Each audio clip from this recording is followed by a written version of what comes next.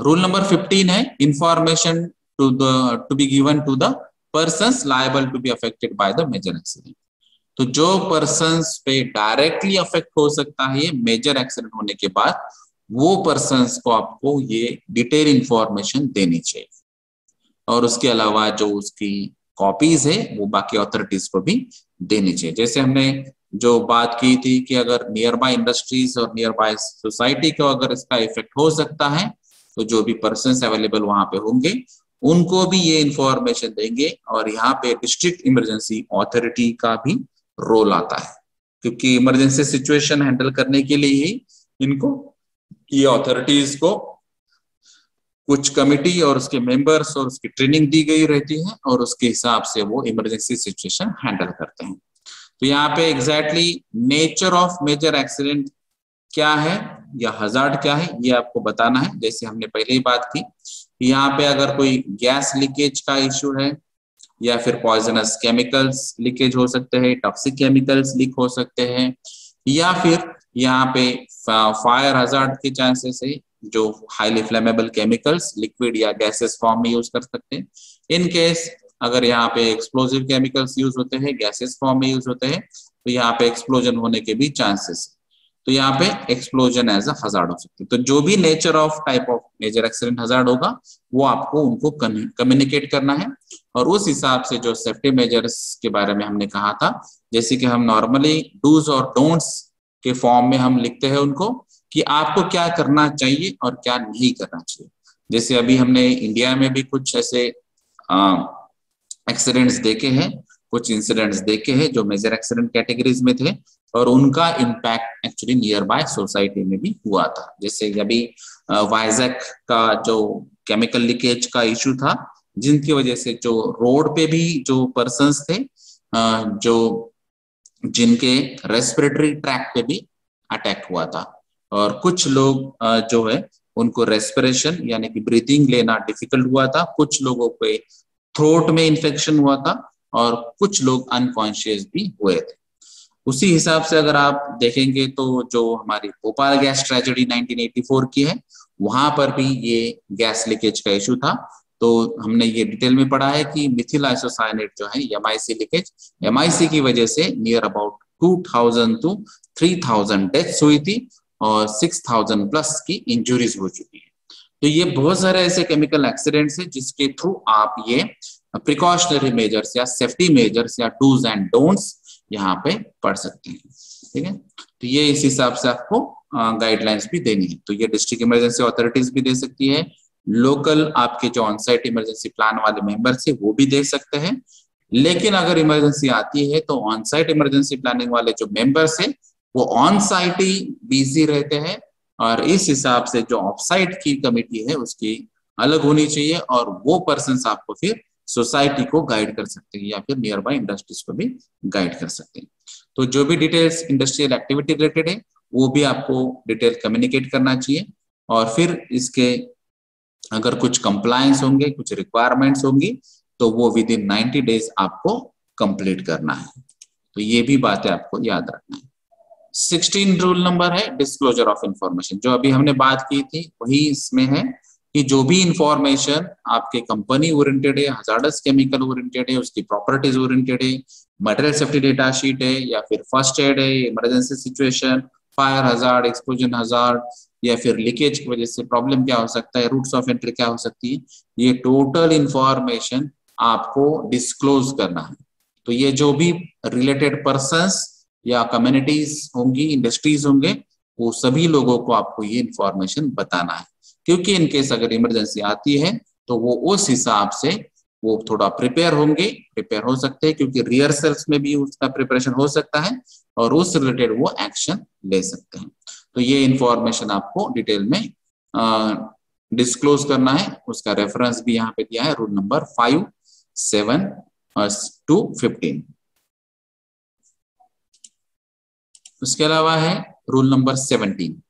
तो ये जो collection, development and dissemination of information ये टाइटल है, तो इसको ही हम इनडायरेक्टली MNCDS भी कहते हैं, क्योंकि ये जो हजार्डस केमिकल्स है, स्पेशली हजार्डस केमिकल्स के लिए ये रूल नंबर 17 है।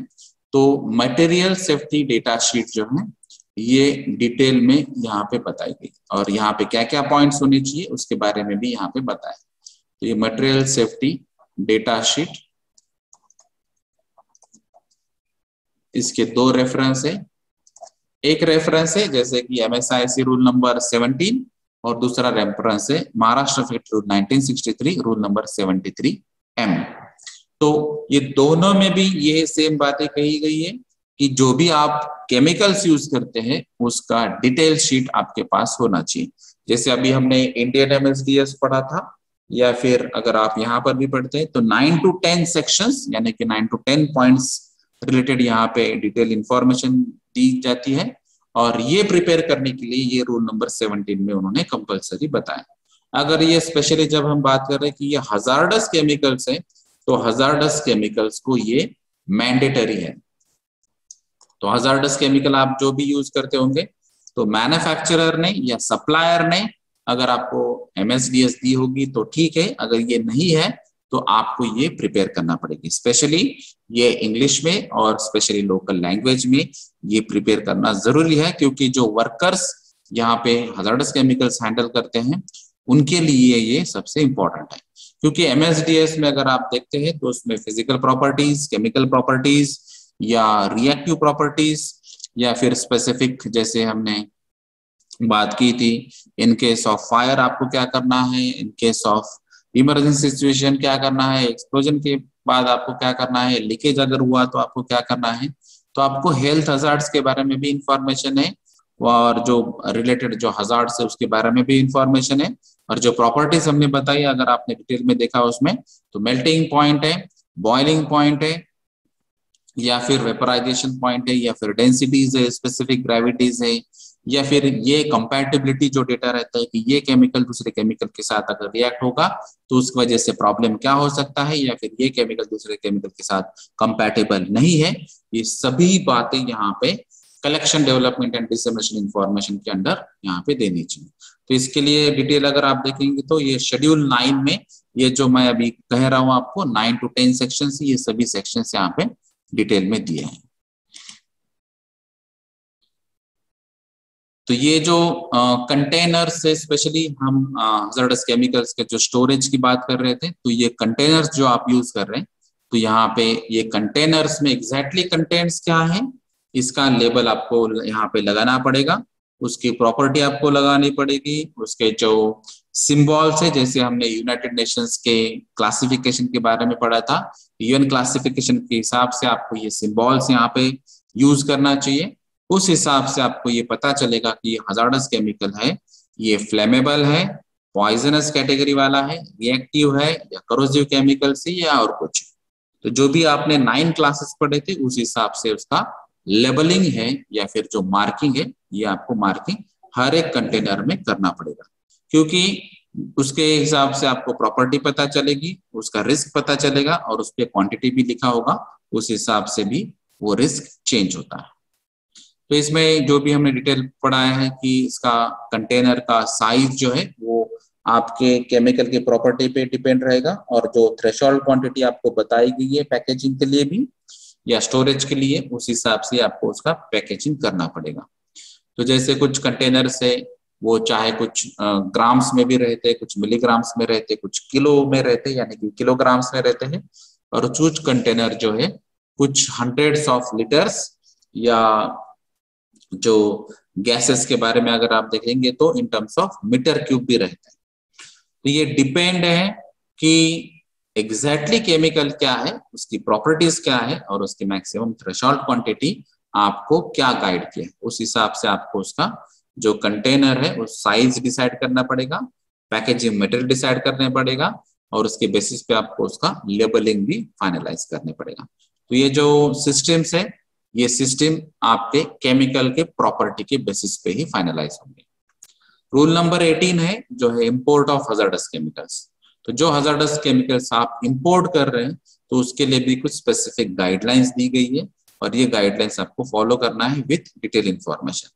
जैसे अगर जो भी पर्सन रहेगा जो मेनली ऑक्यूपायर रिस्पॉन्सिबल होता है। उसके बाद में अगर उन्होंने कुछ रिस्पॉन्सिबिलिटी डिफाइन करके दिए तो वो रिस्पॉन्सिबल पर्सन जो है विद इन 30 डेज आपके जो इम्पोर्टेड हजार्डस केमिकल है उसके डिटेल आपको सबमिट करेगा कंसर्न अथॉरिटीज को। तो उसमें आपको रेफर करना है शेड्यूल 5। तो ये जो डिटेल इंफॉर्मेशन है इंपोर्टिंग ऑफ हजार्डस केमिकल्स के बारे में कॉलम 2 में, तो उसमें जनरलाइज इंफॉर्मेशन है जैसे name and address of the person receiving the consignment in India, then the port of entry in India, then the mode of transport, ये बाय एयर आ रहा है, बाय शिप आ रहा है या फिर बाय रोड आ रहा है, ये भी मोड ऑफ ट्रांसपोर्ट आपको डिटेल में बताना है। उसके अलावा क्वांटिटी ऑफ केमिकल कितना आप इंपोर्ट कर रहे हैं और कंप्लीट प्रोडक्ट सेफ्टी इंफॉर्मेशन, क्योंकि यहाँ पे गवर्नमेंट की गाइडलाइंस है कि ये केमिकल अगर आपको इंपोर्ट करना है तो मैक्सिमम क्वांटिटी एट ए टाइम आप इतने ही कर सकते हैं, और उसकी जो अगर ये प्रोडक्ट स्पेशली अगर न्यू होगा तो यहाँ पे आपके जो मेन प्रोडक्ट की सेफ्टी इंफॉर्मेशन है ये कंपलसरी आपको लगेगी।